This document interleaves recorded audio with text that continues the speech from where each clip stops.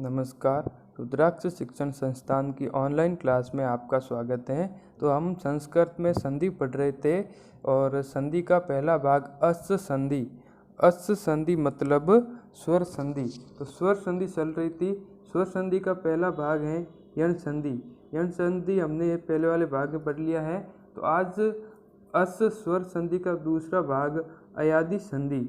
आज अपन पढ़ेंगे अयादि संधि। तो अयादि संधि देखो, माहेश्वर सूत्रान अनुरूपम, माहेश्वरी के सूत्र के अनुरूप अयादि संधि में, माहेश्वरी के सूत्र के अनुरूप अयादि संधि में ए आई ओ औ के बाद यदि कोई स्वर वर्ण है तो ए का अय, ऐ का आय तथा ओ का अव और औ का आव हो जाता है। अयादि संधि में क्या है? माहेश्वरी के सूत्र के अनुरूप यदि अयादि संधि में प्लस के पहले वाला वर्ण, यहाँ वाला अगर ए है और यहाँ पे कोई भी स्वर वर्ण है तो ए का हो जाएगा, ए का क्या हो जाएगा? ऐ। यदि यहाँ पे ऐ है और इस तरफ कोई स्वर है तो ऐ का क्या हो जाएगा? आय। और यदि यहाँ पर ओ है और प्लस के बाद इधर कोई भी स्वर वर्ण है तो ओ का हो जाएगा अव। और यहाँ पे औ है और यहाँ पे प्लस के बाद कोई भी स्वर है तो औ का हो जाएगा आव। अब ये कैसे होगा अपन उदाहरण के द्वारा समझेंगे। तो सबसे पहले ए के बाद कोई भी स्वर वर्ण है तो ए का ऐ कैसे होगा वो अपन उदाहरण के द्वारा समझेंगे।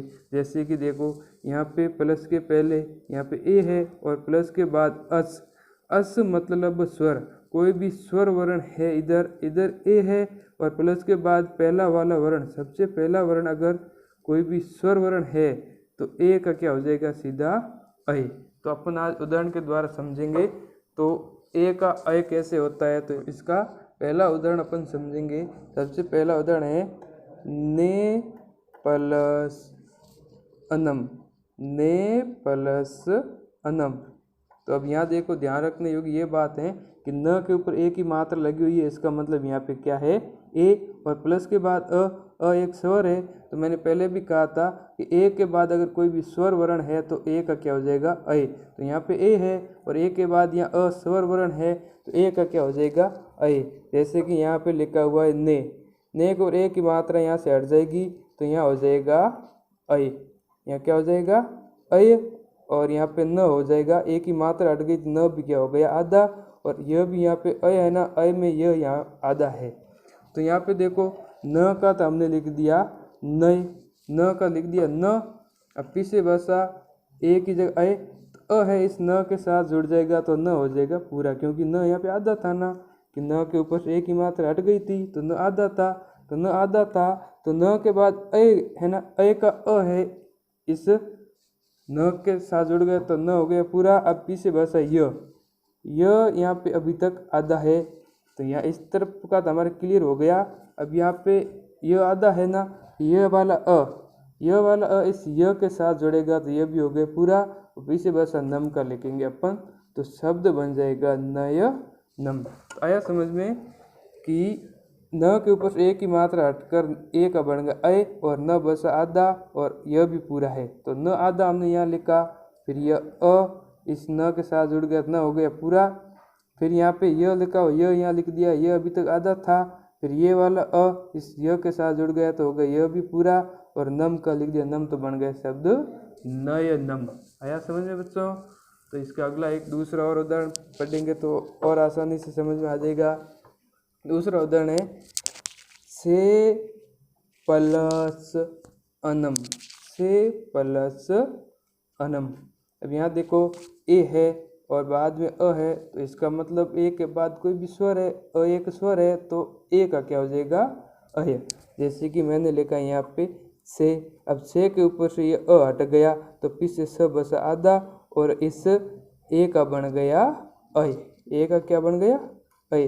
अब इसको पहले अपन सोल्व करेंगे, फिर प्लस के इधर आएंगे। अब इधर वाला ये सिर्फ इधर वाला है, स के ऊपर ए था, ए का ऐ हो गया, पीछे स बस आधा तो यह स है ना, स अभी तक आधा है।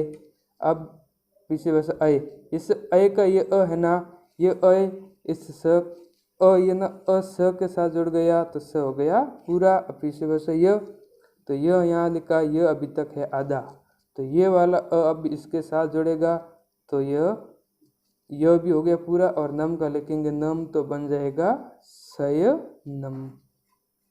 अब बच्चों तीसरा उदाहरण है हरे प्लस ए, हरे प्लस ए। ह का तो लिख दिया हमने ह, अब र के ऊपर ए की मात्रा है तो ये बन गया इसका ए का ए, र बस आधा तो र आधा लिख दिया। अब ये अ है, इस र के साथ जुड़ा तो र हो गया पूरा। अब ये आधा है तो ये अभी तक यहाँ पे आधा ही है। अब पीछे आज ए है ना, ये अ इसके साथ जुड़ गए ए, बन गए हरे। शब्द क्या बन गया, हर ये। तब ए के बाद कोई भी स्वर है उसका अय कैसे बनता है, उसका प्रयोग कैसे किया जाता है, ये हमने इस उदाहरणों के द्वारा पढ़ लिया। अब इसके आगे पढ़ेंगे कि अय के बाद कोई भी स्वर है तो उसका क्या बन जाता है, आय। तो ये हम इसके अगले वाले उदाहरणों में समझेंगे। हाँ, तो इसमें हमारा क्या था कि अय के बाद कोई भी अस मतलब स्वर है तो अय का क्या बन जाएगा, आय। आय में यह यहाँ पर भी आधा है, तो इसके उदाहरण देखेंगे तो समझ आ जाएगा। उदाहरण देखो क्या है, गाई प्लस अक, गाई प्लस अकह। तो यहाँ पे देखो ग के ऊपर आई की मात्रा है और बाद में अ एक स्वर है, तो आई के बाद अगर कोई भी स्वर वर्ण है तो आई का क्या बन जाएगा, आय। तो यहाँ पे लिखा है गाई, यहाँ पे क्या लिखा हुआ है, गाई। और गाई के ऊपर से आई की मात्रा हट जाएगी और आई का क्या बन जाएगा, आय। आय में यह आधा है और पीछे बसा ग अभी तक क्या है, आधा। तो ग आधा है तो आधे ग का अपन आधा ग ही रखेंगे। और अब आ है ना, आ इस ग के साथ जुड़ जाएगा, ग क्या हो जाएगा पूरा। और गा आ की मात्रा लग जाएगी तो बन जाएगा गा। अब यह आधा है तो यह आधा ही हमने यहाँ आधा ही लिखा। अब ये अ है, इस य के साथ जुड़ेगा तो यह हो जाएगा पूरा। और कह का कह तो बन जाएगा गाय कह। और इसका दूसरा उदाहरण है नाई प्लस अकह, नाई प्लस अकह। तो देखो न का न लिख दिया, ऊपर आई की मात्रा, आई की मात्रा हट गई, बन गया आय। यह आधा बनेगा यहाँ पे और न अब हो गया आधा, तो न आधे का न आधा लिख दिया। अब आ की मात्रा न के साथ जुड़ी तो बन गया ना और न हो गया पूरा। और यह है ना आधा, तो यह लिख दिया हमने आधा, अभी तक यह आधा ही है। अब इस अ की मात्रा इस य के साथ लगेगी तो यह हो गया पूरा। और कह का कह लिख दिया, बन गया नायक कह। अब इसका तीसरा उदाहरण है सई प्लस अकह, सई प्लस अकह। तो इसका बनेगा सायक, सायकह। कैसे बना देखो, स का आधा स लिख दिया, आई का बन गया आय, आ की मात्रा लग गई सा बन गया, यह आधा लिख दिया और अ इस य के साथ जुड़ा यह हो गया पूरा। और कह का कह तो बन गया सायकह। तो बच्चों आई के बाद यदि कोई स्वर वर्ण हो तो उसका आय बनता है। आय का प्रयोग कैसे और किस प्रकार किया जाता है वो हमने इस उदाहरणों में पढ़ लिया है। अब आगे अपन पढ़ेंगे। अब आगे है कि ओ के बाद कोई भी अस मतलब स्वर वर्ण है तो ओ का क्या बन जाएगा, औ। ओ का क्या बनेगा, औ। तो इनको अपन उदाहरण के द्वारा समझ लेते हैं औ कैसे बनेगा। तो पहला उदाहरण देखो कि पो प्लस अनह, पो प्लस अनह।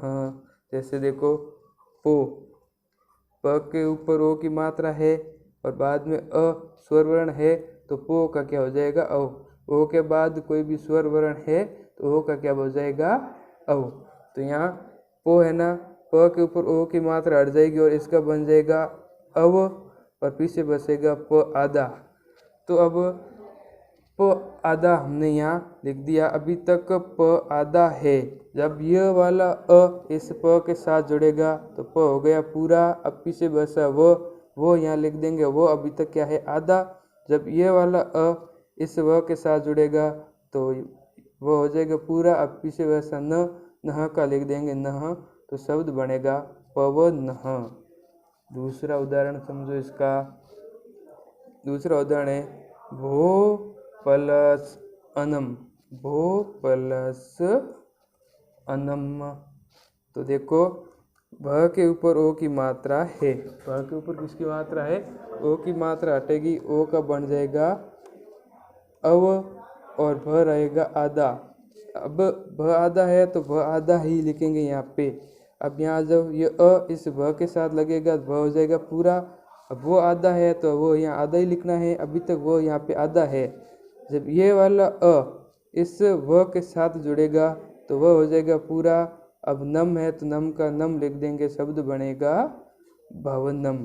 तो यहाँ पे हमने समझा कि ओ के बाद अस मतलब कोई भी स्वर वर्ण है तो ओ का हो जाएगा औ। अब अपन आगे पढ़ेंगे अब अयादी संधि का चौथा भाग कि अब है कि औ, औ के बाद अस मतलब कोई भी स्वर वर्ण है तो औ का क्या हो जाएगा, आव। आव वो यहाँ पे आधा होगा कि औ के बाद अस मतलब कोई भी स्वर वर्ण है तो औ का क्या हो जाएगा, आव। कैसे होगा वो अपन उदाहरण के द्वारा समझ देंगे। यहाँ पे लिखा है भाऊ प्लस उक्क, भाऊ प्लस उक्क।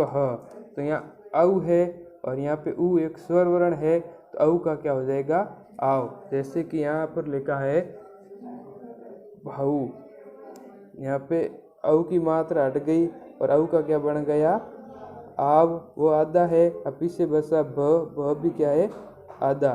तो भ आधा है तो भ आधा लिख दिया हमने यहाँ। अब आ की मात्रा भ के पीछे लग जाएगी, भ हो जाएगा पूरा और बन जाएगा भा। अब वह है आधा, ये वह यहाँ लिखेंगे तो वो अभी तक है आधा।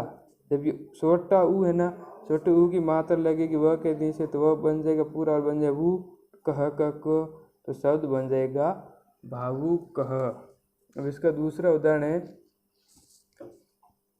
पाऊ प्लस अकह, पाऊ प्लस अकह।